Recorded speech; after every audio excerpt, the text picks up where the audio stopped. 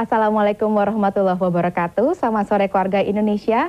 Sajian informasi cepat dan akurat Lintas 5 kembali menjumpai Anda sore ini pada hari ke-20 bulan suci Ramadan, Sabtu 16 Desember 2000. Selama 30 menit ke depan kami akan menghadirkan informasi aktual dan menarik untuk Anda bersama saya Valerina Daniel.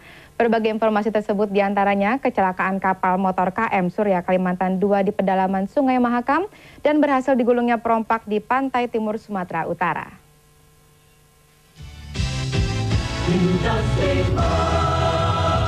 Palau yang baru tahun 94 mendapat otoritas penuh dari Amerika Serikat memiliki hubungan dagang dengan banyak negara seperti Jepang, Jerman, Taiwan, Cina, dan sejumlah negara bagian Amerika Serikat. Baru-baru ini pengusaha Indonesia ikut meramaikan kerjasama bisnis dengan republik tersebut. Tak banyak orang Indonesia mengenal Republik Palau atau Coral Island. Kepulauan yang tak lebih besar dari Pulau Bali ini dikenal sebagai mutiara di kawasan Pasifik. Terdapat banyak sekali pulau batu hingga wisatawan sangat mengenal Rock Island Beach yang terdapat di hampir semua pantai yang mengitari kepulauan ini. Meski baru saja memperoleh otorisasi, laju pembangunan di Coral sangat pesat. Dengan bantuan 50 juta dolar dari pemerintah Amerika Serikat setiap tahunnya, Republik Palau memiliki sarana transportasi darat yang baik. Jalanan mulus membelah lautan dan jembatan menjadi penghubung antar pulau di kawasan itu. Saat ini pemerintah Palau sedang giat-giatnya membangun gedung-gedung perkantoran, pendidikan maupun sarana dan prasarana untuk membuka negeri itu ke dunia internasional. Dengan penduduk sekitar 8.000 jiwa dengan 14 negara bagian, Republik Palau menjadi negara strategis tujuan ekspor. Well, future business in Palau has a great future. Because at the moment, Daewoo Construction Company are building a 54-kilometre road around the big island of Palau, which will connect 14 states together, which will give the opportunity for the states to open up and be developed. Baru-baru ini pengusaha asal Medan dari PT Indo Palau Paragon melakukan kerjasama bisnis di Republik Palau. Perusahaan yang bergerak di bidang ekspor, impor, dan bisnis internasional ini membeli 20% saham dari Paragon Investment International Incorporated yang berpusat di London. Penandatanganan kerjasama antar sejumlah negara ini berlangsung di kantor Presiden Republik Palau di Koror. Direktur Paragon Investment International Incorporated David Morrison didampingi Direktur PT Indo Palau Paragon, Ferry Bahrum dan sejumlah investor diterima Presiden Palau, Mr. Nakamura. Presiden Palau dalam pertemuan itu menyatakan keinginannya untuk bertemu dengan Presiden Kiai Haji Abdurrahman Wahid. Menurut Presiden Palau, negaranya membutuhkan banyak bahan-bahan pangan maupun bensin dan semen dari Indonesia.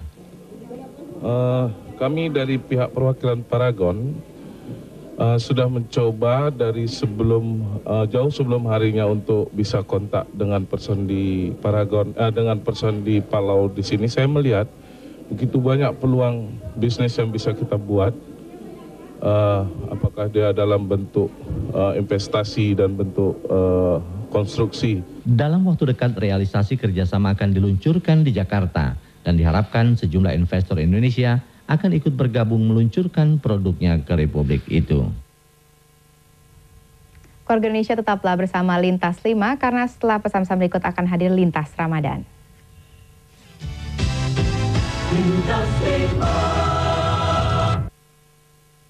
Coral Island tidak hanya memiliki pantai yang indah dan bersih, tetapi memiliki kebudayaan unik yang merupakan perpaduan antara kebudayaan timur dan barat.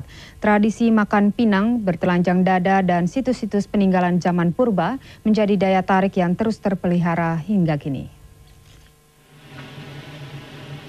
Sejarah Republik Palau sampai kini masih diselimuti misteri.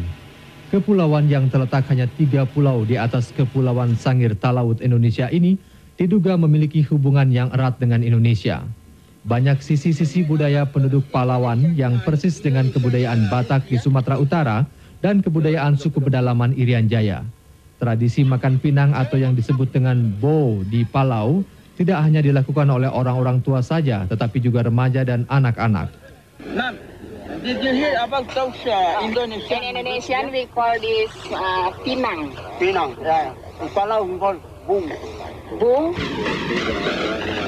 And then? Lime.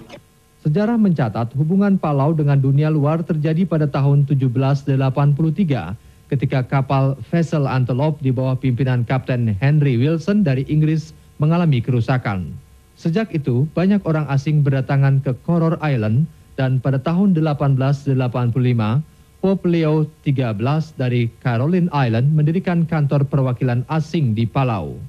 Masuknya warga asing ke Coral Island mau tidak mau mengubah banyak sisi peradaban suku Palawan, juga masih dapat dibaca melalui peninggalan sejarah seperti Meriam Tua dan Malakal Lighthouse. Uniknya, sampai kini penduduk Koror masih tetap suka bertelanjang kaki dan makan sirih di jalanan. Selain budaya makan sirih, suku Palawan juga memiliki tradisi mengukir sama seperti budaya-budaya ukir di negara Asia pada umumnya. Kepiawaian suku Palawan dalam mengukir kayu dapat dilihat di susunan rumah adat mereka yang tidak menggunakan paku apalagi batu dan semen. Rumah adat berwarna kuning muda dengan tatanan batu tua di halamannya adalah tempat bagi kaum laki-laki suku Palawan.